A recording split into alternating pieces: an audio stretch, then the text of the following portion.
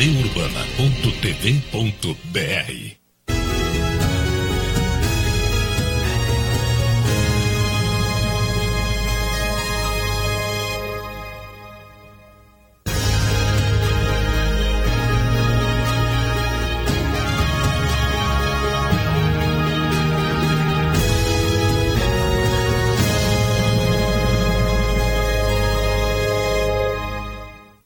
Virando o jogo, oferecimento Banrisul, servidor público e aposentado, façam consignado no Banrisul.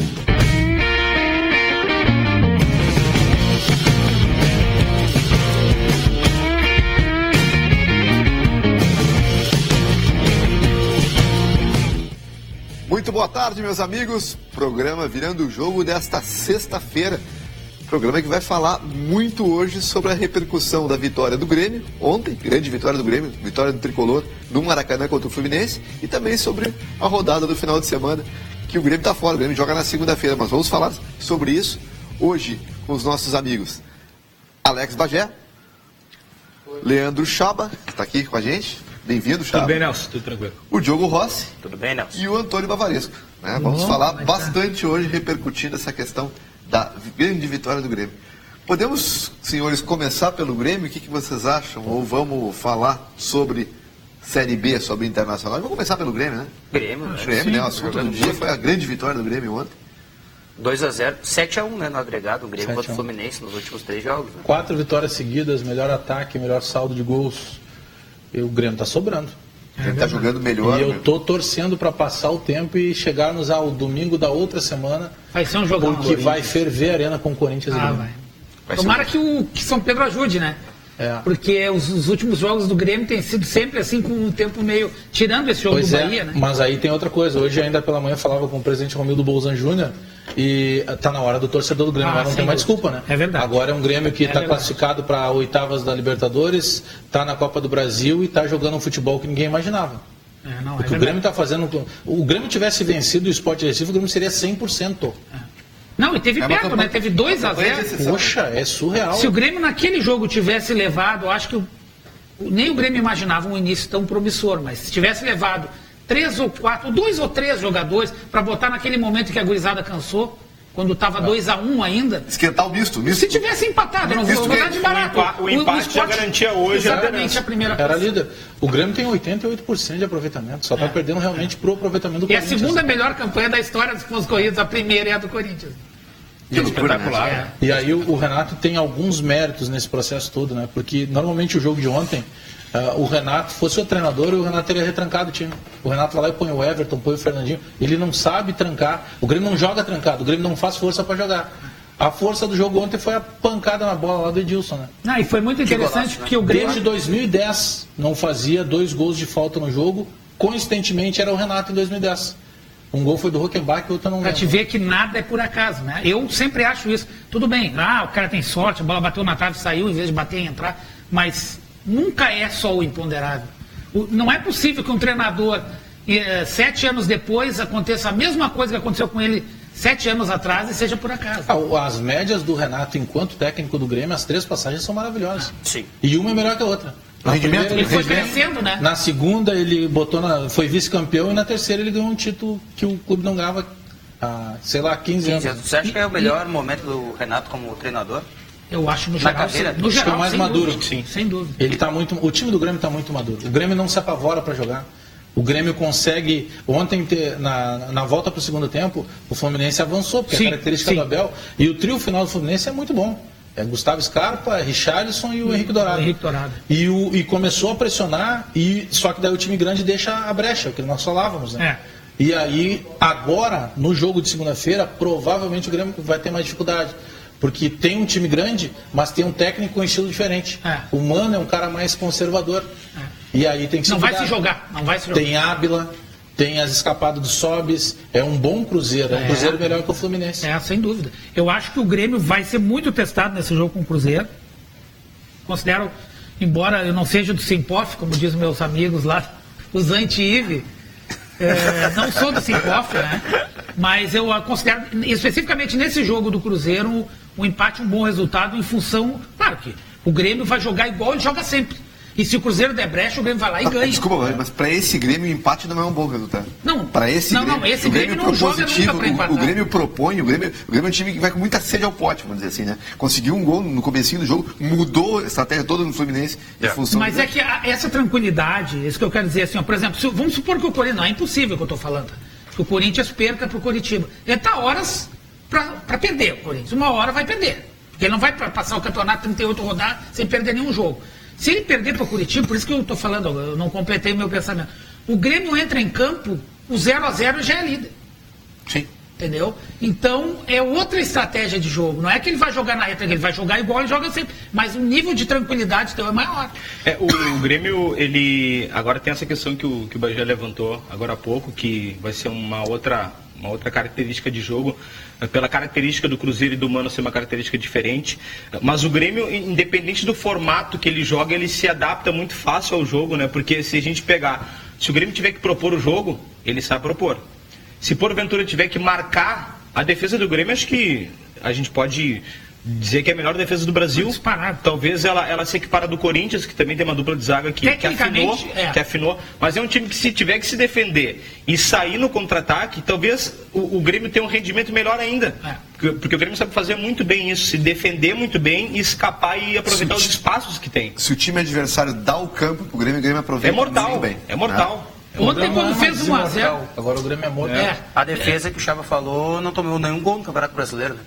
Essa defesa com o A defesa do Grêmio, o Pedro Jeromel não levou nenhum gol. E o interessante é o seguinte, ontem quando o Grêmio sai na frente, chega a ser sacanagem. Porque daí ele amarra o jogo de um jeito que o adversário... Mesmo quando o adversário está com a bola, tu não sente isso. Eu comentei aqui do sentimento, às vezes assisti o jogo no estádio, como eu vi contra o Vasco, que o Grêmio fez 1-0 no final do primeiro tempo, e tu não via o torcedor apavorado, aquilo que tu via às vezes no time do... Eu vi muito isso no time do Roger. Jogos, por exemplo, Grêmio e Atlético Mineiro, 1-0 pro Grêmio, e tu via que a qualquer momento o Atlético empatou mesmo. Chegou lá aos 40 do segundo tempo, o Robinho foi lá e... Mas aí é o que o Bagé falou. É bem diferente. É um Grêmio propositivo e um Grêmio um time maduro. O time maduro sabe o que vai fazer com a bola. O time maduro entende o que vai fazer. E não dá medo na torcida. A torcida fica, assim... com o jogo sob controle, ela está vendo que o time está controlando o jogo, mesmo quando ele não está com a bola. Passa também muito por esse sistema de marcação, porque o Grêmio é um time que leva pouco susto. Se pegar o jogo contra o Vasco, foi um jogo amarrado no sentido de que o Vasco conseguiu fazer... Ficou 1-0. É que o Vasco fez linhas de marcação muito forte, ficou atrás da bola marcando o Grêmio, mas o Grêmio em nenhum momento se desesperou, porque o Grêmio procurava o espaço, trabalhava essa bola até achar o espaço. E pouco sofreu atrás. Né? Poucos lances teve o Vasco de gol. E ontem também na partida contra o Fluminense, o segundo tempo acho que não teve uma chance. Teve uma chance que o Richarlison pegou na orelha da bola, porque ele é canhoto, né? Sim. E aí a bola veio pro pé direito, um rebote. Os lances aí. Foi o único lance de perigo no segundo tempo. E uma enfiada do aquele jogador que entrou, Lucas Fernandes, que ele entrou e chutou reto a bola, né?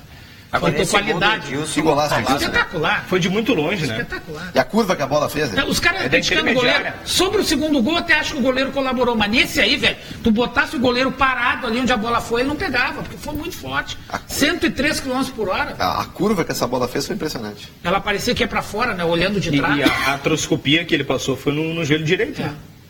Mas a brincadeira que se faz é essa, né? Voltou melhor, né? O cara melhorou. Ele é muito animal, né? Ele é um cara com muita força física, né? Pelo amor de Deus. E foi um jogador que demorou a aparecer nesse ano, em função até dessas lesões. Ele teve depois uma lesão de panturrilha, isso acabou retardando a volta dele. Eu acho que ele jogou mais ou menos, ele deve ter jogado aqui uns 12 jogos no máximo. O Maicon completou ontem o 10º jogo. 10º. E o Grêmio deve ter o quê? 35 jogos? 35. 35? Isso. Aproximadamente. Esse lance foi interessante, né? Porque a dúvida do árbitro foi que se quem tinha passado a bola tinha vindo da zaga do Grêmio. Porque ele viu que o jogador estava adiantado. Ele viu, mas ele não... Estava com a visão encoberta, né? Ele confirmou o gol e esperou um pouquinho, né? Aí eu não sei se alguém avisou. Eu fiquei perguntando, será que teve interferência na TV? Não, acho que não, porque... Não deu tempo, foi muito rápido. Não, e me parece que o Bandeirinha, ele espera não correu, né? a decisão do árbitro também, porque o Bandeirinha não corre em nenhum momento. Né? Houve passe, né? Exatamente. Tanto que os jogadores foram rápidos, né? Foram uma decisão, né? Foram rápidos. Não foi igual aquele outro jogo que levou 2 minutos, né? Foi o jogo do Avaí com o Flamengo. O Avaí com o Flamengo, que o cara disse... Como vai consultar a gente de novo? Ontem, em comparação à defesa do Grêmio, eu acho que foi a melhor atuação do Kahneman, né? Em relação ao Jeromel. Jogou muito. O que o Kahneman jogou ontem...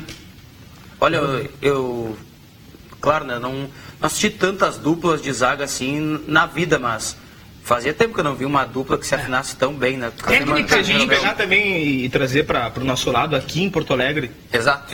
Talvez uma zaga que desse tão certo assim, de repente a gente vai lembrar um Fabiano Heller Índio, talvez, do Inter, mas alguma coisa que desse tão certo assim, tão afinada. Sim, Adilson, Rivarola, mas aí é uma coisa muito para trás, né? Nos últimos anos, acho que desde que o Grêmio subiu da Série B... Bom, no Internacional faz bastante tempo que não tem a zaga afinada, né? O Índio era Índio e Fabiano Heller, depois Índio e... Quem é que entrou no... Primeiro foi o Bolívar e Heller. Depois Índio e Heller, quando o Bolívar foi pro Mônaco. Mas no Grêmio, eu acho que desde de 2005 para cá não teve uma zaga. Teve um momento que teve a zaga muito boa, o Jeromel e o Rodolfo. Jeromel e Rodolfo fizeram uma boa zaga boa. Mas não se compara... Mas o Kahneman é mais zagueiro. O Grêmio teve o trio Léo Pereira e Hever. Aí tem o trabalho do Alberto Guerra, né? Quando foi diretor de futebol do Grêmio. Ele teve 3 tiros.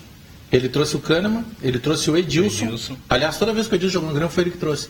E ele, quando estava em Buenos Aires para fechar o Kahneman, ele teve uma iniciativa que às vezes o cara tem que ter. Porque às vezes está no teu lado e diz assim, não, tá na noite lá, mas é Gisele Bündchen. Cara, daqui a pouco ela brigou com o Tom Brady, tu vai lá e te dá bem. Tem que tentar, pelo menos.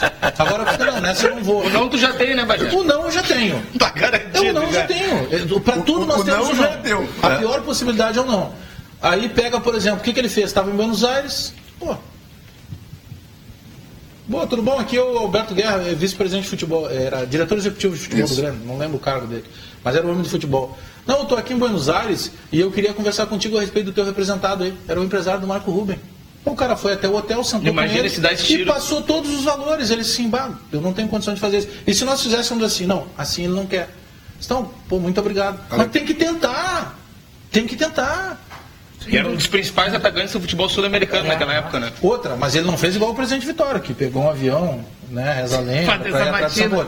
Ele estava em Buenos Aires e ele linkou uma coisa na outra, ele aproveitou. O cara teve 3 tiros, 2 ele acertou. Certeza, e se ele acerta o terceiro, aí é estátua para ele. E o Kahneman, ele ficou um tempão negociando. Ele foi quem contratou o Renato pela primeira vez. Sim. Foi até lá em Ipanema, o bar que fica ali na esquina da casa do Renato. Tirou do futebol, vem aqui, para um pouquinho o jogo, vamos conversar. Tava vendo uma foto agora do Renato jogando futebol e o Pedro Rocha sentado numa cadeira, é verdade. Não, mas foto vai montar. Pedro Rocha não consegue. Pedro Rocha. Mas tá olhando, pelo menos. O futebol não é tático, o futebol é técnico. É habilidade. Não, e o curioso é o seguinte, né? Senta aí e assiste. Agora, e aprende. Com certeza, a maioria tem que habilidade e fôlego, né? Habilidade e fôlego. Ontem eu estava ouvindo a entrevista coletiva do Abel e ele disse, né, a gente priorizou parar uma jogada. Pedro Rocha. É interessante, né? Uma análise do treinador. É o operário do Renato. Ele disse, eu preferi, ao invés de parar o Luan, parar o Maicon, parar o Pedro Rocha. Porque o Pedro Rocha não voltava para marcar, o Pedro Rocha não conseguia infiltrar, então ele preferiu parar o Pedro Rocha. Abaixo. Agora, o que deu de pontapé aquele lateral direito, né? Exato. Que jogador violento aquele Lucas, né? Aliás, vamos comentar. Desde o outro jogo.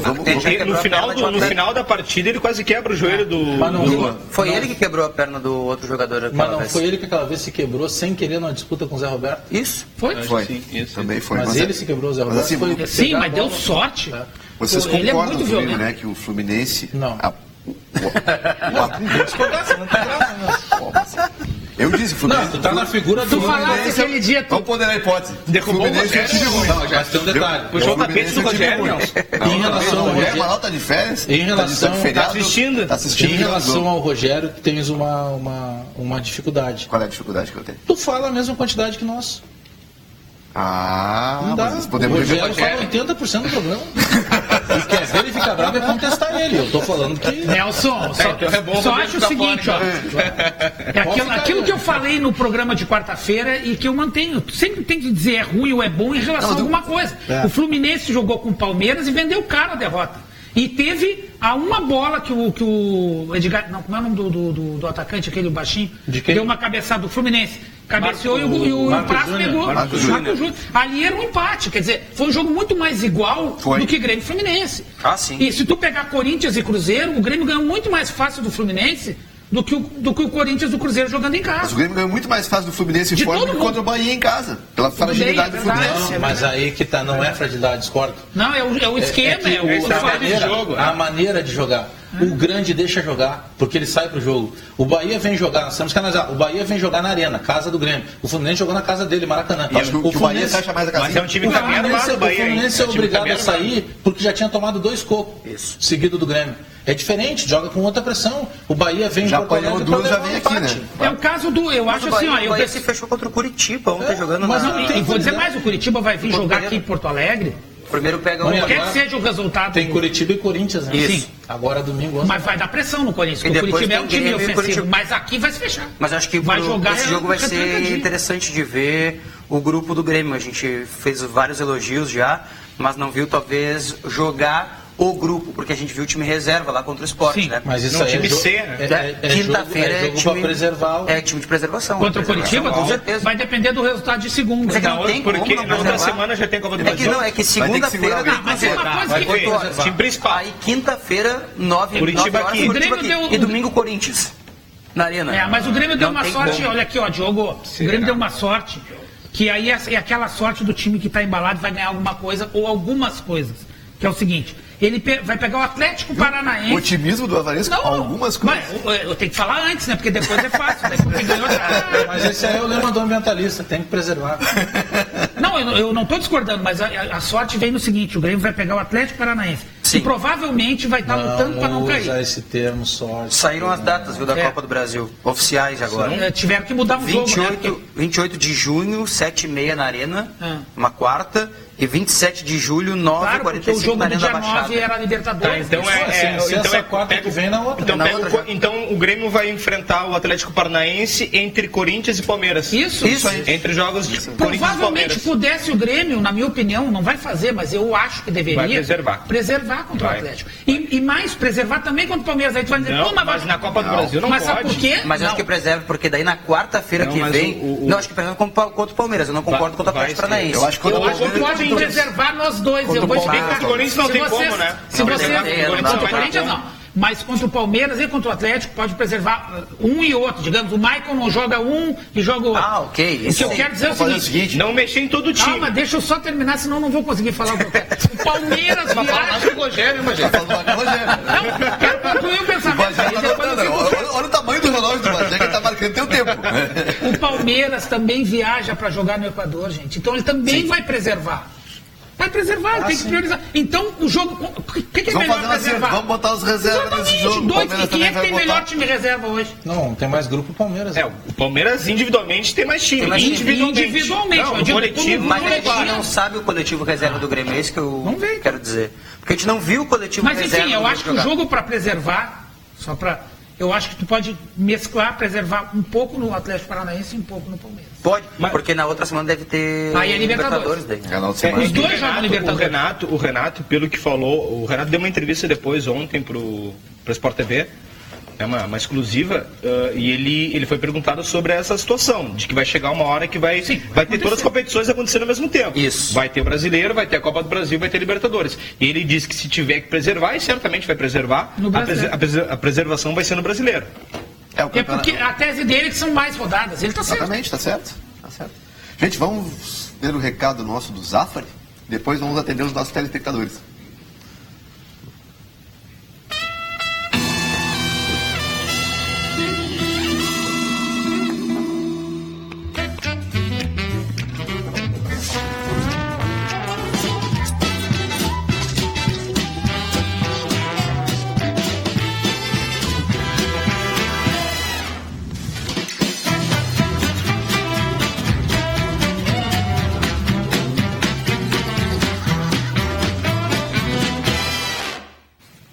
E vamos atender também os nossos telespectadores pelo nosso WhatsApp 99817700.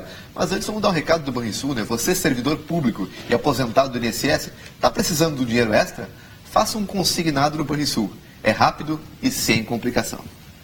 Diogo Rossi, que temos aí? Olha, o Lucas, né, o nosso telespectador assíduo, diz assim, ó, estão endeusando o Renato demais como o Grêmio. Eu quero ver qual vai ser a desculpa quando o Grêmio começar a despencar. Sabem aquele ditado? Quanto mais alto subires, maior será a queda, diz o Lucas, que tá... Acho que ele tá secando, né, o Grêmio. Tu acha?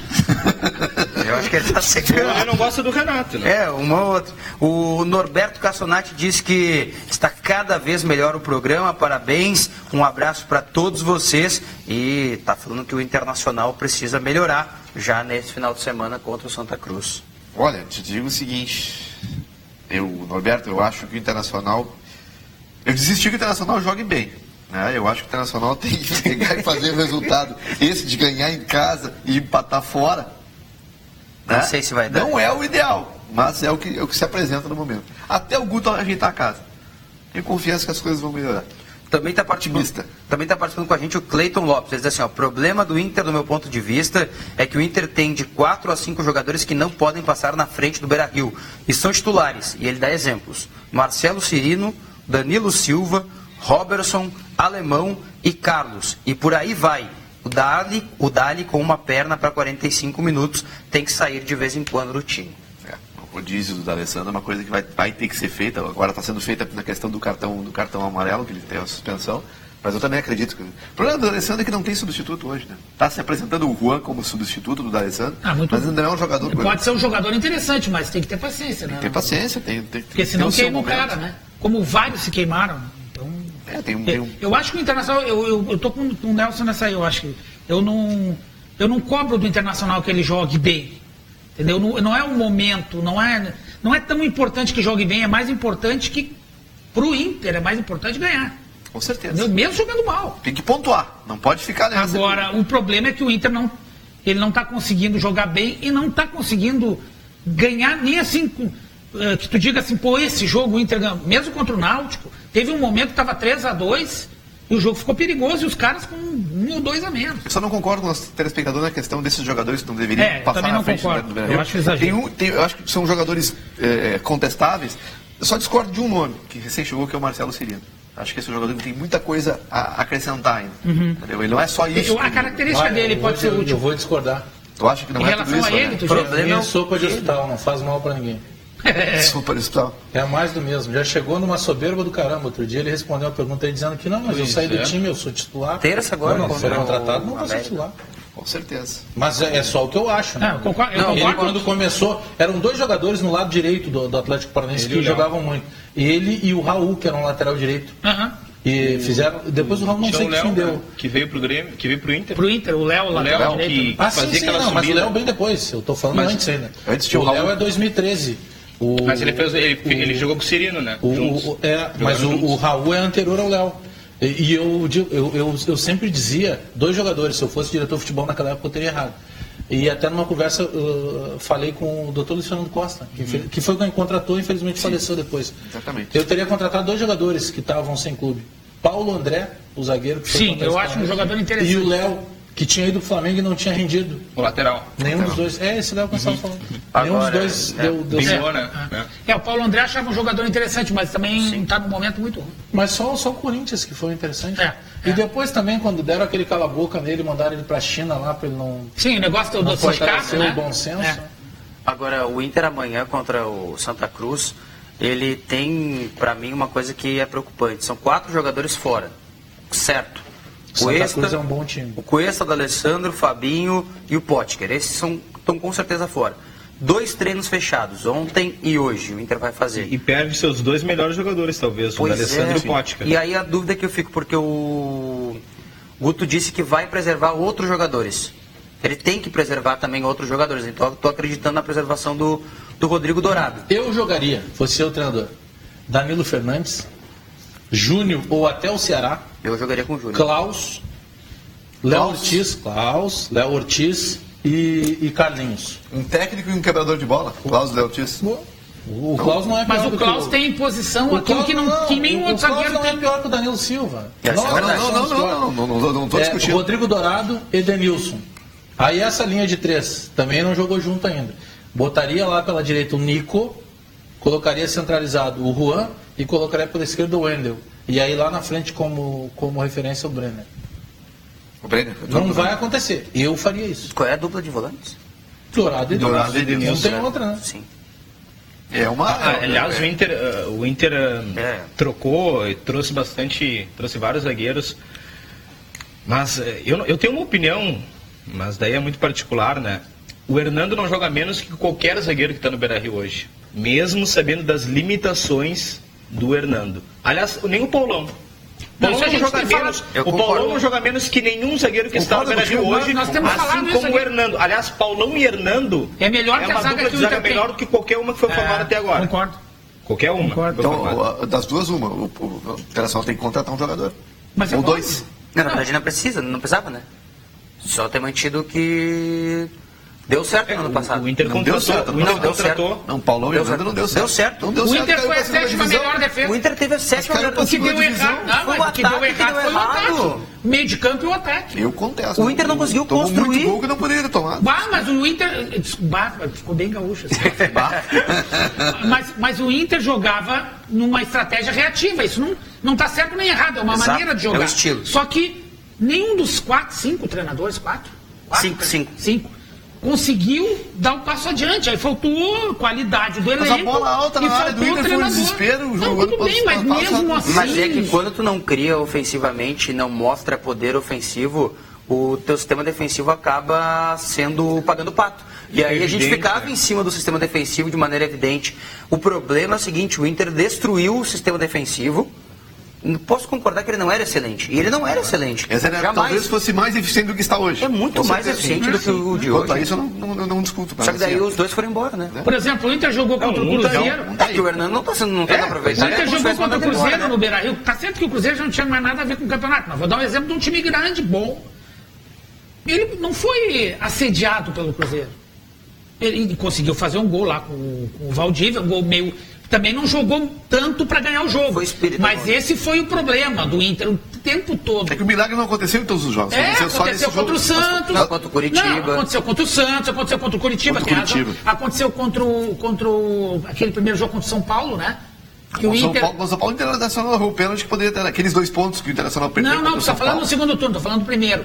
Ali aconteceu sim. Meio que um milagrinho, porque o São Paulo jogou melhor. Sim. E o Inter ganhou o jogo. Então, se tivesse se repetido aquilo mais vezes, o desempenho da defesa, eu concordo com o Diogo, não foi ruim. O desempenho da defesa só não foi pior porque o Danilo Silva fez milagres também, né? Também é verdade. Mas esse ano ele está fazendo milagres e tomou 26 gols e 25 gols. Ano passado ele foi jogador de exceção. Eu acho assim, se o Inter está tendo problema no sistema defensivo, esses problemas eles estão muito notórios nesse ano de 2017 ainda, né? Tem esse problema, apesar de que ano passado tiveram vários outros problemas que culminaram com a queda.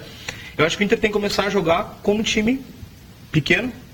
Porque foi dessa forma que o Inter ganhou do Figueirense em Florianópolis. Quando joga fora, sem dúvida. Talvez até em casa.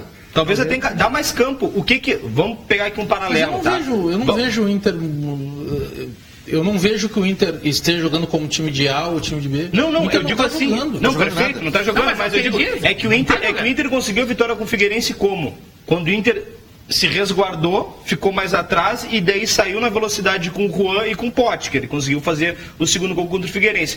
Como é que o Inter, não estou comparando aqui adversários, mas como é que o Inter venceu o Palmeiras na Copa do Brasil mesmo sem classificar? Foi pra cima. O Odair falou, a gente recuou as linhas porque a gente sabia que o Palmeiras ia vir para cima da gente, a gente recuou as linhas. Tudo bem que mas os primeiros 15 minutos do Inter, o Palmeiras aqui não conseguiu sair. O Inter tem a obrigação de tomar a iniciativa, tem a obrigação entre aspas, mas o Inter não sabe jogar dessa forma, essa é a questão. O Inter não sabe propor o jogo, ou não está sabendo propor o jogo. O jogo contra o Palmeiras foi o Zago ainda, o treinador. Não, eu digo o do Odair, da Copa do Brasil agora. Da volta do Beira-Rio. Do Beira-Rio. Ele falou no jogo da volta. Só no formato de jogo, que ele recuou as linhas, ele deu mais campo pro Palmeiras. Mas depois dos primeiros 15 minutos, o Internacional amassou o Palmeiras. Foi uma abafa. Mas aí assim, foi até fora da característica do Inter. Mas foi uma empolgação, até comentei com o Bagé. A gente falou aquela noite, eu disse, que jogar contra o Palmeiras, contra o Corinthians, com o Clássico Grenal, é diferente. Jogar contra o Náutico, isso é como o Caxias, mal comparando, tá? Nós que trabalhamos no dia a dia, Com todo respeito, mas é diferente se a gente for entrevistar o Pelé e se a gente for entrevistar o Zulu. É que eu tô começando a achar que os adversários que vão enfrentar o Inter, eles estão olhando pro Inter como se estivessem olhando para um igual. Exato. Mas esse é o momento. E todo mundo vai querer tirar a casca do Internacional. Porque é isso que eu tô falando. Se o Inter motiva para jogar com o Corinthians, com o Grêmio, com o Palmeiras...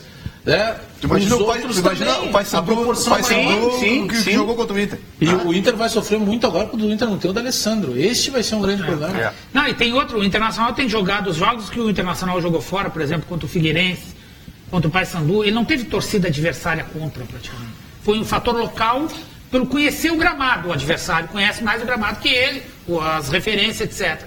Mas ele vai ter jogos lá pra frente contra adversários com o fator local. Amanhã vai ter um CRB que jogou aqui, a torcida vai. Em cima disso estava falando, Chaba, como é que o Juventude jogou contra o Internacional?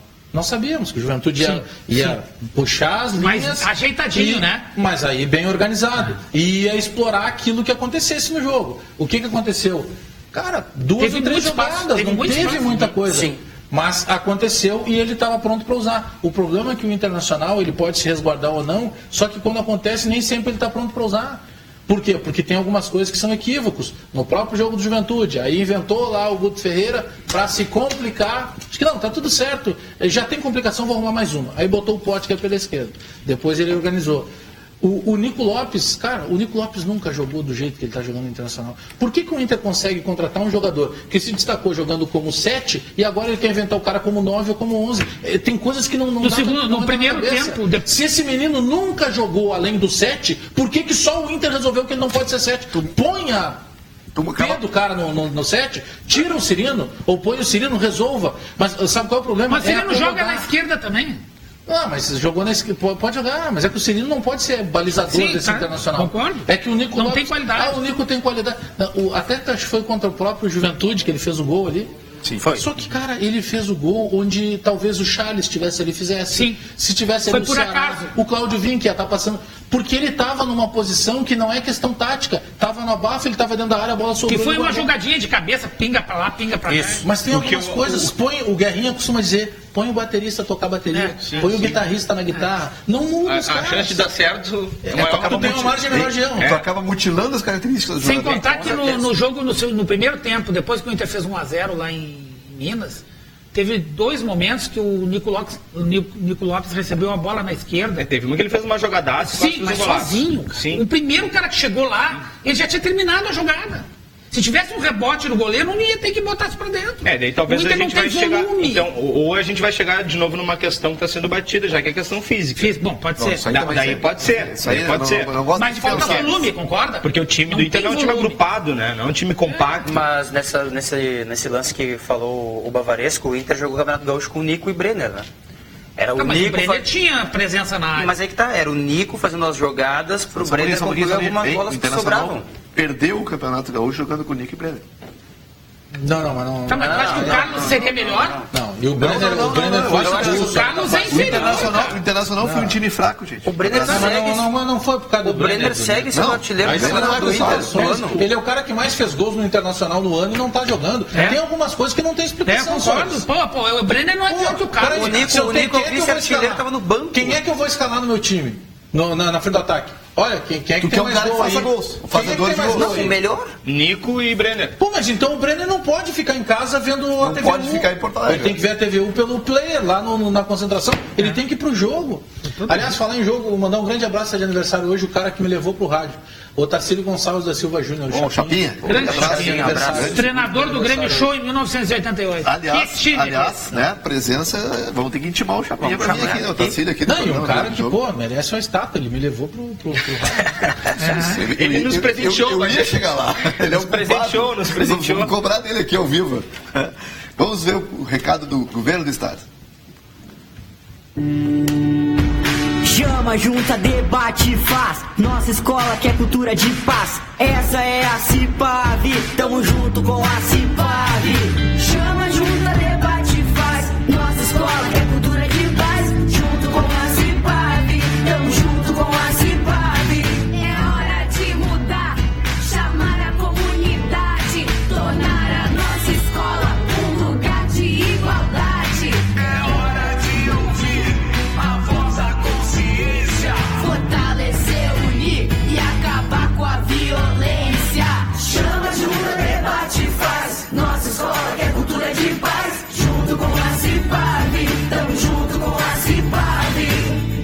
Cipave é uma iniciativa do governo do estado que está transformando o dia a dia dos estudantes gaúchos. Faça parte. Qual é o nome do seu futuro? O nosso é Rio Grande do Sul. Governo do estado, todos pelo Rio Grande. Lembrando também que implante dentário é na Big Odonto. Você conta com excelentes especialistas. São 7 anos de experiência comprovada. Ligue 3046-3660 e agende. 3046-3660 Big Odonto. Mas, gente, o Grêmio tem pela frente o Cruzeiro. O Internacional tem o Santa Cruz. E o Juventude... Que campanha do Juventude também, né? Impressionante, né? O Juventude, se ele conseguir manter essa regularidade... eu acho que o Juventude não tem outra competição, é só a Série B, né? Dedicação exclusiva. Com todo respeito à Juventude e à comunidade de Caxias, né? Para mim, a Juventude está fazendo uma campanha para se manter na Série B, né? Eu acho que ele tem chance de subir. Tá fazendo uma gordurinha ali para não cair. O Brasil fez isso ano passado. Não, fez, é verdade. A mesma coisa. Chegou a ser líder do campeonato. Eu lembro. A largada do Juventude. Eu lembro, mas aí a diferença é a seguinte: tu via que os times tinham o Vasco, que estava super bem no início. Depois caiu no finalzinho, quase que não sobe. A vantagem do na última rodada, o Vasco teve um momento que estava fora. Mas o Juventude tem um bom. Eu acho que ele tem mais farinha no saco. O Juventude tem mais farinha no saco. Quando a gente foi fazer uma análise no começo do campeonato da Série B, pegava lá quem é que menos contratou: o Náutico e o Brasil de Pelotas. Quem mais contratou? Um deles foi o Juventude. O Juventude contratou o melhor goleiro do Campeonato Gaúcho. Centroavante tribom. E tem um artilheiro, mas eu acho ele meio pé duro. Mas enfim. Pé duro, mas faz gol, né? Mas o Juninho foi o melhor meia do Campeonato Gaúcho. Aí o Juventude contrata o melhor goleiro e o melhor articulador. O treinador, o Gilmar Dalpozo, eu não entro naquela, tá na hora de ir pra dupla. Não. Ele pode ir para outros times, mas... Esse é um bom treinador. Esse chegou para ficar. Então não é um acaso. O Rogério Zimmermann, que eu gosto muito do trabalho do Zimmermann, mas tem algumas coisas no Brasil que elas viraram fio. E não evolui. Ele não dá um passo à frente. Ninguém consegue dizer nada para o Rogério Zimmermann. Eu acho ele um excelente treinador. Mas o Brasil tem que contratar mais e alguém tem que dizer alguma coisa além do que está fazendo nesse momento o Brasil de Pelotas. Então eu discordo. Eu acho que o Juventude não está fazendo gol. Eu acho que o Juventude vai ficar na volta. Né? Eu acho também. Talvez até não suba, mas... Só vou fazer um comentário. A idade desse time do Brasil de Pelotas que começou a Série B ano passado era muito mais avançada do que o time do Juventude. Não, o Leandro Leite, esse já é quase coalhada, né? Já está de leite. E ele não sai. Não, e a gente tem que ver o seguinte, eu vou voltar ao que eu estava dizendo. O Vasco estava muito bem. Haviam outros times. O Náutico, por exemplo, ano passado fez uma bela campanha, quase classificou. Sim. Tinha outros times, o Vila Nova jogando bem. Desculpe, o Atlético Goianiense, não o Vila Nova. Aliás, o Vila Nova também. Só que assim, joga com o Brasil hoje, né? Hoje. Né? Isso. E esse ano a gente não está vendo isso. Eu estou vendo assim, o desempenho dos times na Série B. Tem o Paraná fazendo um bom campeonato. Londrina oscila muito, tomou 3 em casa. Daqui a pouco ganha fora, empata em casa. Eu quero dizer assim, foi o que eu destaquei no início, a regularidade do Juventude chama atenção. Se ele mantiver, ele não vai ganhar todos os jogos, mas ele mantiver essa regularidade, ele vai ficar ali sempre entre os 4. Quando tu vê, tá faltando 5 rodadas, e aí, velho, tá em aberto. Acho que o Juventude está fazendo na Série B a campanha que o Inter deveria estar fazendo. Claro, isso sim. Claro, com tranquilidade. E eu acho que o Inter pode chegar lá. Se tiver um pouquinho de humildade... Uma das 4 vagas é do Inter. Mas com mais tranquilidade, né, Bagé? Mas hoje não vai tá ter. No susto, né? Mas eu acho que tranquilidade não vai ter. Tu tem essa certeza, Bagé? Que não vai ter tranquilidade? Não, que uma das vagas é do Inter. Com certeza. 100%. Aposto que vocês quiserem, o Inter sobe. Eu tenho... Eu não tenho certeza, mas eu tenho... Começou o campeonato, eu tinha mais certeza que o Bagé, mas agora... Poxa, tem muito time ruim na Série B. Eu também acho. Não é desse ano só, eu vejo Série B seguido. Tem times que estão jogando com os mesmos caras. Sim. O Criciúma agora deu uma respiradinha. Mas muito ruim. Daqui a pouco volta ao normal. O Brasil não consegue sair do atoleiro. O Náutico não vai melhorar que assusta a gente olhar a tabela de classificação. Passaram 7 rodadas. Tem que entrar 4. Passaram 7 rodadas. 7, não foi uma, nem 2, nem 3. Foram 7. Daqui a pouco chega a 10, daqui a pouco é metade do campeonato. Mas passaram 7 rodadas só na tabela. O Inter tá fora do G4, 7 rodadas. Não, mas teve muita turbulência. Não, mas só um pouquinho. Mas é que eu penso assim, ó. Passaram 6 meses. O rebaixamento foi em dezembro. Já tá no mês 7 quase, daqui a pouco. Eu concordo contigo. Olhar a tabela e o Inter tá fora do G4 é inadmissível. Uma folha de 7 milhões é inadmissível. Mas esses 6 meses não são 6 meses de Série B. Esses 6 meses é um todo do futebol. Bom, tudo bem, e agora quando troca... Foi só fracasso, Agora eu só escuto no Inter que não tem tempo pra treinar, que tem desgaste físico e os outros times não jogam. Isso é conversa. Os outros times não jogam. Essa é a conversa. O Chapecoense perdeu um time ano passado, montou outro time, agora olha o campeonato que tá fazendo na Série A. Então vamos parar de discutir. Internacional sair da Copa do Brasil foi uma alívio. Todo mundo joga a mesma coisa. Claro, mas eu disse aqui, quando eu falei isso aqui, me cornetearam. O Inter tem uma prioridade, é subir pra Série A. Mas não consegue. Então errou de planejamento, né? Então errou, porque o Inter foi as ganhas na Copa do Brasil. Chance em tudo, né? Mas que chance é ter? Mas que chance? Mas se foi as ganhas na Copa do Brasil, por quê então? O fato acabaram de citar o Vasco da Gama. E quem foi campeão no passado foi o Atlético Goianiense. Exato. Eu acho que não precisa ser campeão. Talvez não tivesse a mesma diferença de valores do que tem o Inter para os outros hoje. Mas o Vasco também era o time que pagava melhor. Claro. O Vasco era o time. E arrancou com 5, 6 vitórias consecutivas. É só pegar, olha. E se complicou hoje, no fim. Do jeito que tá. E o Inter ainda oxigenou todo esse grupo. É que tem algumas coisas que. Aí, porque eu penso que o erro já começa, e aí nós temos que dar, pelo menos na minha opinião, também um crédito para a diretoria, porque se o erro foi o Zago, bom, eles foram lá e não esperaram o Zago classificar o Internacional. Eles tiraram o Zago. E aí é natural que tu vai ter agora nós temos que avaliar o Inter da chegada do Guto. O que ficou do Zago para trás é passado. Mas eu não critico o Guto. Mas vocês vão lembrar o que aconteceu. O grupo do Inter, eu acho que, por exemplo, zagueiro, a gente já falou aqui, a zaga do Inter tem umas contratações discutíveis. E ela é insuficiente para a Série B. O que aconteceu em 2015 quando o Inter mandou... Traçando um paralelo aqui, mas cada um no seu lugar, com sua situação. O que aconteceu em 2015 quando o Inter acabou demitindo o Aguirre? E falou que o problema era físico. E depois, para recuperar esse problema, com metade do ano passado já passaram 6 meses, gente. Então não vem me dizer que agora é questão física. Então errou quando tu entrega todo um futebol por uma comissão e não tem um acompanhamento por perto, e dessa comissão sai e tu fica como? A ver navios? Houve um erro de avaliação. Como é que tu vai corrigir esse problema agora de 6 meses, se é um problema físico? Estou falando em cima de uma suposição, de uma informação que não é confirmada pelo Inter, mas enfim. Pode até ser, porque eu já destaquei isso aqui. Os jogos, o Internacional, em vários momentos, ou começava bem e perdia o gás, como aconteceu contra o América agora, ou, e às vezes até, como no Grenal, deu aquela reagida em 10 minutos, deu tudo naquele, que nem aconteceu contra o Palmeiras. E depois caiu. E depois caiu. E aí o Grêmio foi pra cima, empatou, e se tem mais 5 minutos ia virar. Agora, então, deve ser físico, mas talvez tenha... Eu acho que... Desculpa, mas na era Zago, vamos chamar assim, teve muito do time mal escalado e bem substituído. Mas é que já foi, né? Não, e vários jogos ruins. Como é que o Inter classificou no Gauchão, gente? Não teve jogo bom. Como é que o Inter classificou no Gauchão? Não teve jogo inteiro. Com dificuldade, se todo não, mas foi o sétimo. Não foi o sétimo na classificação. Contra o Caxias era para ter perdido de 2-0. E daí eu tenho que achar normal isso? É normal? Não é normal. Agora, mesmo que tenha caído para a Série B, não é normal. Eu respeito muito a opinião do Bagé quanto a uma vaga ser do Inter, mas eu penso assim, amanhã o Inter tá com o mesmo número com uma vitória a menos que o Santa Cruz. Se terminar empatado, ele continua fora. Não, mas eu já pondero a hipótese pior. Tô aprendendo. Se perder, o Inter, para voltar ao G4, precisa de 2 rodadas. Mas aí tu tá sendo catastrófico. Mas é que amanhã o Inter não tem 4 titulares. É que tem uma coisa, sabe o que eu... Se o titular já vai mal, imagina o reserva. Sabe o que eu tô analisando? O Internacional começou a Série B, foi o Internacional que começou todo torto. Né? Porque ganhou lá do Londrina e aí todo mundo começou, não, porque o carrossel colorado, bobagem. O futebol é muito mais difícil do que parece. Tá? Aí ele começou a tomar pancada, e aí ele começou a cair de tabela. O Internacional agora é um Internacional que conseguiu finalmente se aproximar do radar ali do G4.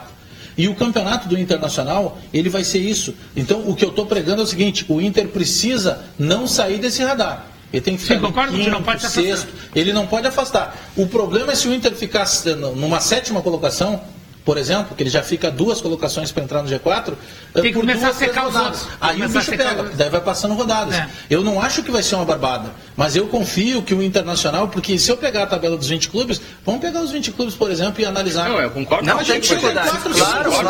Se eu tô analisado, concordo. Tu tem assim, no máximo 6 postulantes. Então, aí é o radar que eu tô dizendo. Tá, mas às vezes tu perde ponto para um que não é postulante. O que eu quero é campeonato. Só que no ano passado, eu sei, o ano passado já acabou, eu tenho essa ciência. Só que no ano passado foi mais ou menos assim. Um turno. Mas a gente pega um ponto ali depois. Mas daí a gente tá no radar. Mas aí o time que quase não caiu, o time que quase foi muito daqui a pouco o time que quase classificou. É que daí quando a gente fala assim, mas a direção, a gente não vai entrar no mérito da questão de assumir ou não, mas a gente fala assim, Fernando Carvalho pegou uma barca que ninguém queria pegar. Mas só porque tinha um turno, gente. Tinha um turno. Tinha um turno de campeonato. O Renato pegou o Grêmio em 2010 com menos de um turno de campeonato. Foi na reta final. Não foi faltando 4 ou 5 jogos. Tinha um turno. E eu quero dizer mais uma coisa, assim, ó, para ir um pouco na linha do Diogo, eu não sou tão catastrófico, mas eu quero lembrar uma coisa. Os jogos mais difíceis fora de casa o Inter ainda não jogou. Não pegou o Goiás fora, não pegou o Brasil fora, não pegou o Juventude fora. Vai pegar o Santa Cruz, que é um jogo difícil. Pega o Paraná em casa depois. Não pegou o CRB fora. Quer dizer, o Inter ainda tem muitos. Mas o Verdense. Mas sempre o Verdense não tem torcida. Mas tem a dificuldade de viajar. Vai perder. O Verdense eu não conto. Eu conto o time com torcida. Eu concordo com o Bagé que o Inter vai passar, que o Inter vai subir. Mas vai subir. O Inter vai subir porque, como o Bagé disse, a qualidade técnica dos outros times é muito inferior. O Inter tem que se esforçar para não subir. Essa que é a real. Agora, me assusta olhar a tabela, passaram 7 jogos, me assusta não ver o Inter no G4 e ver o futebol que está jogando. Isso me assusta. Eu acho que o futebol que está jogando é mais apavorante. Mas é que agora, senhor, eu concordo com tudo isso que vocês estão falando. Mas ainda é cedo para susto, porque se trocou o treinador. Então esse cara que chegou agora, ele teve que vasculhar algumas coisas. Ele fez uma bobagemzinha no Juventude, mas ele estava pegando o carro andando, não tinha muito o que mudar. Não deu tempo nem de passar, de mandar fazer uma geometria mas lá. Mas ele não vai poder treinar também, né? Não, tudo bem, mas eu digo que aos poucos ele vai mexendo. Porque daí ele foi jogar contra o Figueirense e aí ele já teve uma atitude que ninguém tinha tido. Sim. Primeiro, ele tirou o William, olha o que já muda. Ele disse, não, o cara não vai ficar aqui, eu vou trabalhar. Não conta mais com ele. Então, olha o que ele mexeu em pouco tempo. Então, o crédito que eu estou dando é para essa nova... Porque a comissão técnica acabou. O William é aquele cara que separou da mulher e está morando contigo, hein? Essa nova comissão técnica, ela teve que mexer em coisas que os outros não mexiam. Então, por exemplo, claro que tem coisa que ele diz para se defender. O tempo para não treinar é verdade, mas os outros também não têm. Se ele chegar e dizer que ele não consegue repetir time, também é verdade, mas os outros também não vão repetir. Então ele vai ter esses problemas. Claro. Agora ele tem um problema para sábado que não é um problema, são 2. Ele perde o artilheiro de tudo que está acontecendo no Brasil recente, que é o Pótker, e ele perde o pensador do time, dono do time, que é o D'Alessandro. Então ele também vai ter esse problema a mais. E ele teve que ver tudo isso. O que eu digo assim, porque eu estou destacando as atitudes do Guto? Porque pela atitude que ele mostrou em 15 dias de trabalho, se ele tivesse um pouco tempo antes, o Inter já estaria andando. É por isso que eu estou dando crédito para ele. Porque ele chegou e avaliou uma coisa que ninguém tinha avaliado. O cara lá está andando em campo, então vamos tirar esse cara de cá. Agora ele perde 2 jogadores, ele tem que se reinventar. Ele já buscou esse moleque lá que parece que ninguém conhecia, o Juan.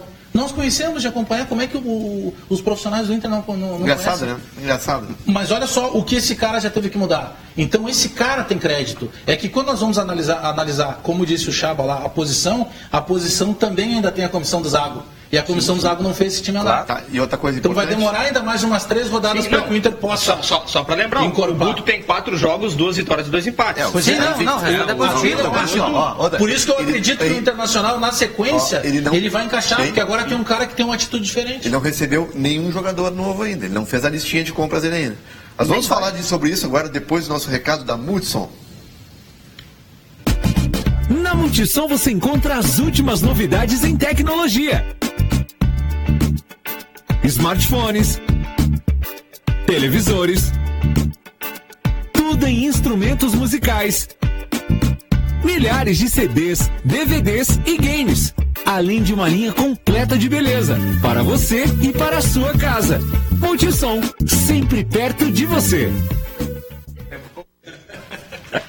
Para promover o bem-estar físico da comunidade gaúcha, o Esporte Sesc Praticar Faz Bem realiza competições como Circuito Verão Sesc de Esportes, Jogos Comerciários, Triatlon Sesc, Circuito Nacional e o Circuito Sesc de Corridas, além das ações voltadas à qualidade de vida promovidas pelas academias Sesc.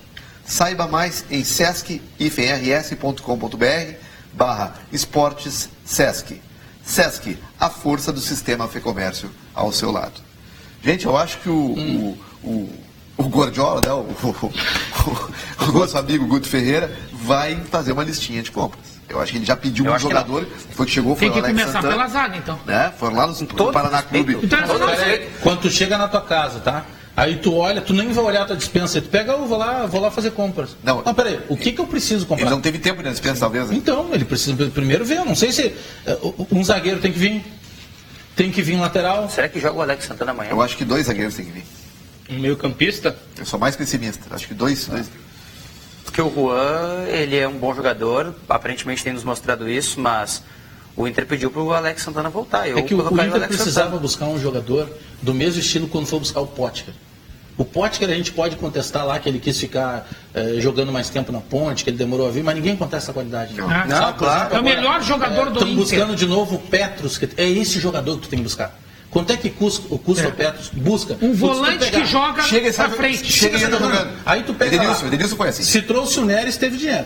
Sim. Se trouxe o Klaus, teve dinheiro. Se trouxe o Alemão, teve dinheiro. Se trouxe o Ceará, teve dinheiro. Se trouxe o Wendel, teve dinheiro. Se tu pegar tudo isso, tu paga um Petros. Com certeza. É o cara que chega e joga. Será que viria para jogar uma Série B? Não, mas eu acho que tem um comparativo diferente. O Petros está sendo contratado, acho que eu sei, estou dando um exemplo. Palmeiras. Isso, sim, mas o Palmeiras está contratando Bruno Henrique. Bruno Henrique. Ele está vindo de São Paulo. São Paulo. Não, mas eu estou dando exemplo, é isso. Sim. É isso, o São Paulo precisa de jogador, ele vai lá e pega o Petros. Ele não pega o Zezinho lá. Sim. A menos que o Zezinho já seja um jogador formado. É isso que eu estou dizendo. Não aposta. O Inter na Série B, o Inter vive um momento diferente da maioria dos outros grandes que caíram para a Série B. Porque os outros grandes, todos que caíram para a Série B, eles simplesmente tiveram que começar do zero. O Grêmio, por exemplo. O Grêmio não tinha jogador. Não tinha do zero. E aí o Grêmio o que foi fazer? Como não tinha dinheiro, chamou lá o Bruno Paiva, filho do Mário Sérgio. O Bruno falou, botou 4, 5 jogadores. Chamou outros caras, faz. Pode pegar todas as campanhas. O Corinthians, que cai de 2007 para jogar 2008, ele não era o mesmo Corinthians galáctico. O Inter não. O Inter fez uma limpa e qualificou o grupo. Então, quando chega lá para conversar com os caras, é o cara ligar para 2, 3 jogadores, os caras dizem, não, a situação aqui é a seguinte, a gente está na Série B, mas tem 8 milhões de folha, tá todo mundo recebendo. É diferente, cara. O Inter não vive a crise financeira de atraso de salário que outros clubes grandes, quando caíram, tinham. Então, o time conseguiu manter o padrão do clube. Sim. Porque não era o clube Grêmio que diminuiu na Série B, era o time.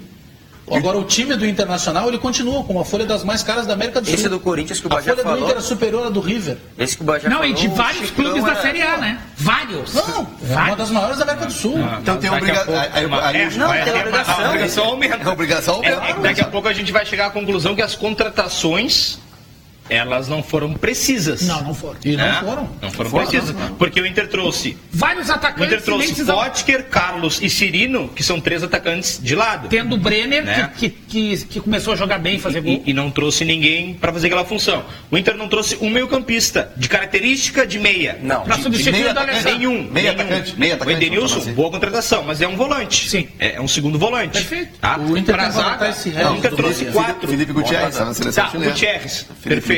Mas mesma característica, não é meia. Marcador, sai jogando. Ele é o volante armador. Isso aí. Tá? Trouxe 4 zagueiros: Neres, Klaus, Danilo Silva. Se somar a qualidade e deles, o Cuesta. Não dá. Acertou no Cuesta. E trouxe 2 laterais do lado esquerdo, que daí são bons laterais, mas a gente pode discutir se precisava dos 2. Foi onde o Inter mais acertou, foi na lateral esquerda. E foi bom ter contratado 2, porque o Carlinhos se machucou. E a lateral direita. Contratou um lateral e meio, porque o Carlinhos é bem lateral. E a lateral direita, que o Inter perdeu ele agora e não tem. Está improvisando o Edenilson. Mas o Inter contratou o Alemão e não usa. Mas eu acho que não deu resposta por isso. Mas é que a pergunta do Chama foi... Gastou muito e contratou mal. Sim, contratou errado. É verdade. Gente, temos ainda nossos telespectadores, mas antes vamos ao recado do Banrisul. O Banrisul te conecta com soluções em tecnologia para uma vida digital. Por exemplo, tem Vero, bom para quem paga e para quem recebe. O Home Banking, que põe a agência no seu computador. Tem M-Banking para o celular. Banrisaque Digital para sacar sem cartão. E ainda o Office Banking para controlar a sua empresa onde você estiver. Acesse banrisul.com.br/te conecta e saiba mais. Banrisul Digital. Clique e simplifique. Diogo Rossi, o que temos aí? Nós ia falar sobre o Gaston Fernandes, que sobra do banco do Grêmio, às vezes, jogaria no Inter hoje. Sim. Sim, é um cara que ajudaria e muito o meio-campo do Internacional. Com certeza. O recado dos nossos amigos aqui é o Matheus e o Marcelo Caju. Dali Grêmio, diz assim, ó, Bagé, esse teu relógio paga a folha do mês de muitos times do interior. Estou achando. Tá brincando com a gente aqui, ó. Porque eu pintei de amarelo. Ele disse que está achando que o Grêmio vai levar 2 títulos esse ano. Nosso amigo que está participando aqui. Mas escolhe, tá com... A perspectiva do Grêmio esse ano é muito positiva. O Marco Aurélio Colorado da Vila Jardins, assim, infelizmente o Grêmio esse ano dificilmente deixará de ganhar um título. Só uma coisa, né? Não mexe na posição do Arthur, né? Não mexe. Eu acho que o Michael ontem se deu conta. O Michael saiu com vergonha. Não que ele seja mau jogador, mas com vergonha do desempenho que ele mesmo estava tendo. Ele nunca errou tanto passe. Mas a declaração dele foi de uma grandeza que a gente não sensacional, né? O cara sabe que o time está encaixado, ele é capitão do time, ele podia, dar uma porrada no repórter. Ele chega e diz, não, ele sabe que, ele deixou muito claro que inclusive ele sabe que corre risco de ir para o banco de reservas. Pena que no Brasil a gente tem que destacar essas coisas como se fosse uma exceção. Seria normal, né? Mas foi uma grandeza dele. Sabe? É o momento do capitão. Ele é o cara que não está desesperado, ele podia queimar uns guri. Isso é um sinal, Bagé, de que as coisas internamente... Qual foi a resposta do Michael? O pessoal entender qual foi a resposta do Michael pro repórter. Eu acabei de dizer, só não abri aspas para ele, porque talvez se eu abrir aspas eu vou ter que ser exatamente o que ele disse. Sim, mas ele abriu mão de... Não abriu mão. Ele deixou claro que ele sabe que está abaixo do rendimento que ele consegue jogar e que ele sabe também que é uma realidade a possibilidade dele ir para o banco de reserva. Pela concorrência forte. Porque os jogadores que estão jogando estão muito bem. E aí explica o Bolanhos, porque o Bolanhos não viajou. Sim. O Bolanhos chegou pro Renato, professor, eu estou bem, mas eu não estou no 100%. Não, filho, então fica um pouquinho mais. Só aproveitando o programa, acabar de mandar um abraço para o mestre Sérgio Endler, meu professor. Grande figura. Está nos assistindo aí, mandou um abraço. Foi meu colega em 2 rádios que eu trabalhei. Programa bom termina rápido, né, gente? Tá acabando o jogo, né? Já foi. E aí é o seguinte, segunda-feira estaremos aqui, mesmo bate-hora, mesmo bate-local, repercutindo o resultado internacional. Valeu, Bagé. Santo trocadilho. E o jogo do Grêmio na segunda-feira contra o Cruzeiro. Grande abraço. Virando o jogo, oferecimento Banrisul, servidor público e aposentado, faça um consignado no Banrisul.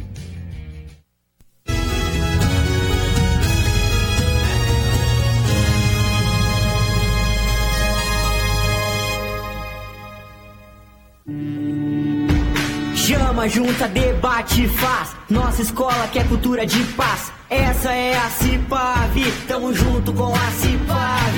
Chama, junta, debate, faz. Nossa escola quer cultura de paz. Junto com a Cipav, tamo junto com a Cipav.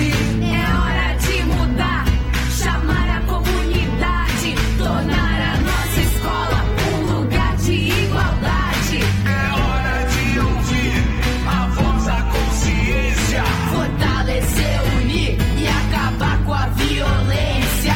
Chama, junta, debate, faz. Nossa escola quer cultura de paz. Junto com a Cipav, tamo junto com a Cipav. A Cipav é uma iniciativa do governo do estado que está transformando o dia a dia dos estudantes gaúchos. Faça parte. Qual é o nome do seu futuro? O nosso é Rio Grande do Sul. Governo do estado, todos pelo Rio Grande. Todo mundo está se conectando na TVU Online. E você vai ficar de fora? Acesse tvurbana.tv.br.